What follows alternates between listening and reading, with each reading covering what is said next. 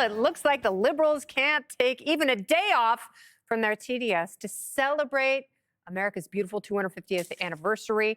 Democratic Arizona Senator Mark Kelly is blaming President Trump for the left's lack of enthusiasm for Uncle Sam's big birthday.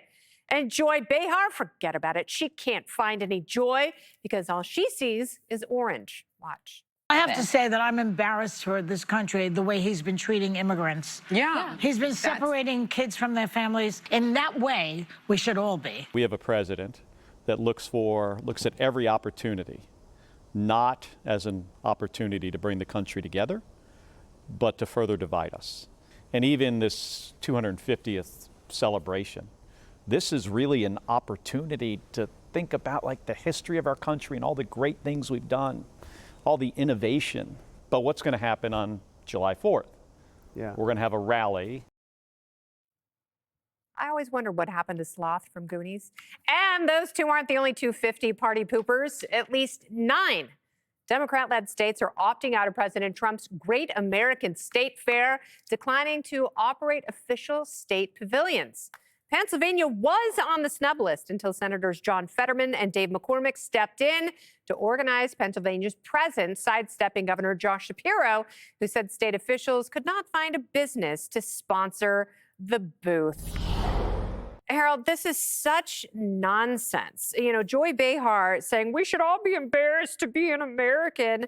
I know you don't share that point of view, but why is it so hard for some of your fellow Democrats to be even slightly patriotic right now? Well, I think a lot of Democrats are incredibly patriotic. I'm one of them. I do think Mark Kelly, I think the point he was making is a little more nuanced about whether or not we find ourselves being brought together, if the language is unifying enough at the top of all of our politics, Republican and Democratic politics, the president, Democrats alike. I'm proud to be an American, not because I view it narrowly as the Americans that are running the country today. It's the experiment that I celebrate. It's the experiment that's allowed me to, and my family, to have the setbacks, the triumphs, the joys of being an American. And in fact, I can't think of any other place in the world I'd want to live.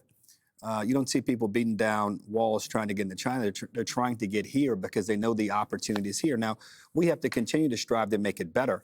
And that's where I wish those who are not as optimistic, and there are many reasons not to be optimistic today, but those who are not as optimistic as many would like to be and patriotic as people want to be, think of the country.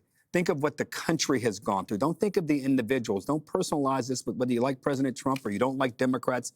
We are the greatest country in the world because we can all sit around and on our best days try to make the country better by being unified or fighting with one another and still being able to call ourselves America and still being able to cling to the great things that this country strives to be. So, Jesse, if Kamala Harris were president right now, I would still be on my balcony singing the national anthem to the Whitney Houston 1991 Super Bowl version, which is the best of all time. Maybe slightly inebriated, of course, just drunk on the joy of seeing this incredible anniversary. If Kamala Harris were president, I would be, again, screaming my head off for the U.S. men's national team. Right. They're going to play on Wednesday in the round of 32. I hope they win.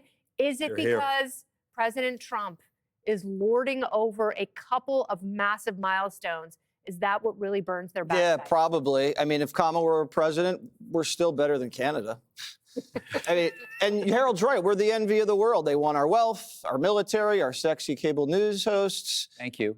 Our air conditioning, apparently. Yes. Mark Kelly is going to be senator longer than Donald Trump is president.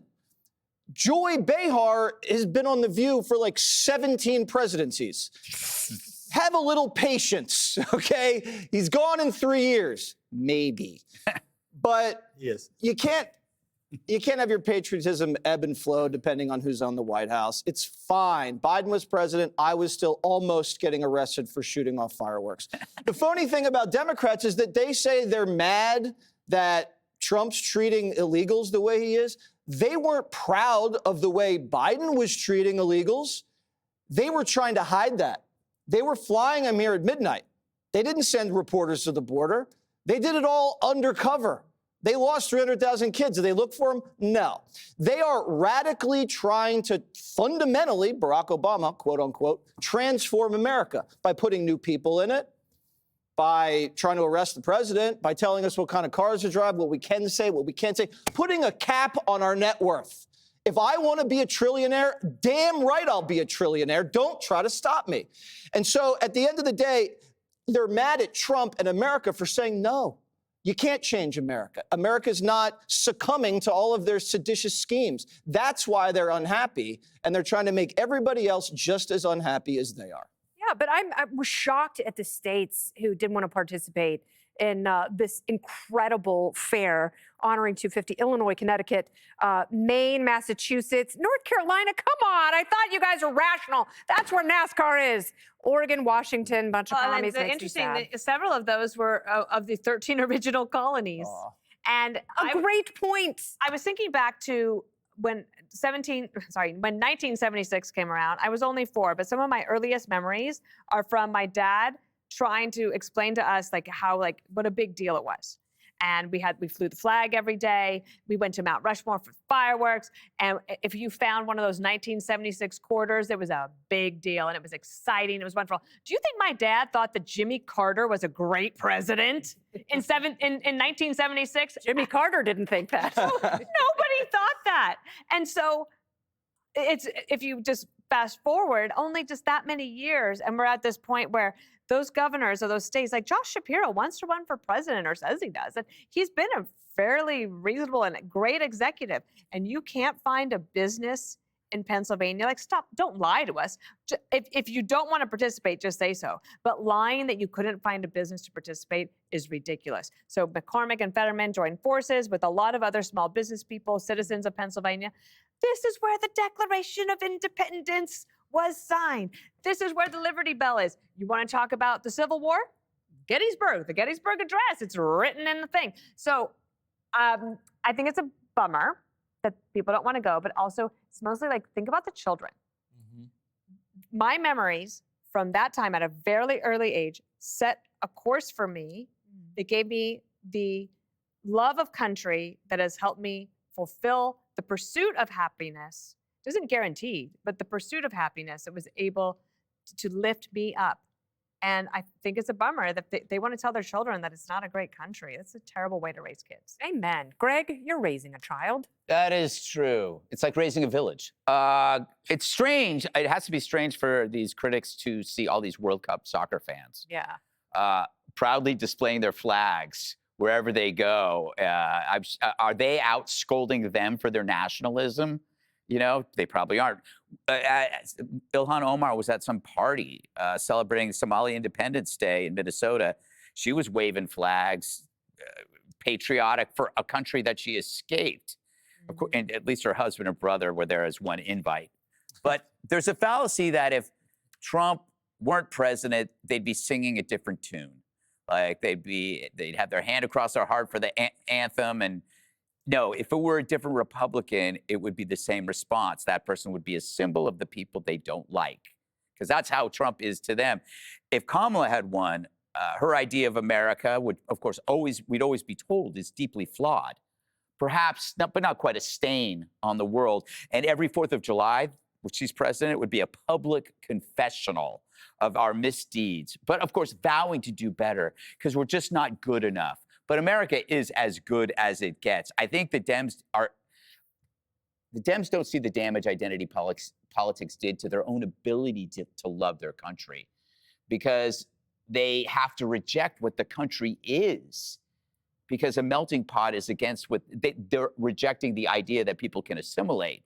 It's not that we can't get along, it's that we shouldn't get along. That makes it impossible for them to embrace the American dream and the American experiment, which is the melting pot. So as you get older, you're going to find out that self-identity is a false identity. It says nothing about what you do or who you really are. We have a lot of people that need to be taught that a lesson. I mean, it's like, okay, you're Black, Hispanic, Jewish, gay, fat, dyslexic. Would it hurt? I'm sitting right here, Greg. But would it hurt you just one day to put your intersectional awareness away and be an American? Just one day. Can you do that? If you can't, something wrong with you, kid. And there is something wrong indeed. I know a lot of Democrats, and my Democratic friends, we're celebrating. Absolutely right. There are Democrat patriots. We have to remember that. There are a lot in the military. There are. Amen. But there are a lot of, like, you're talking right about the ones that we're talking about when they're here. Thank you, Harold. They deserve a tongue flogging. Be sure to like and subscribe for all the Fox News latest on YouTube and catch full shows streaming now on Fox One.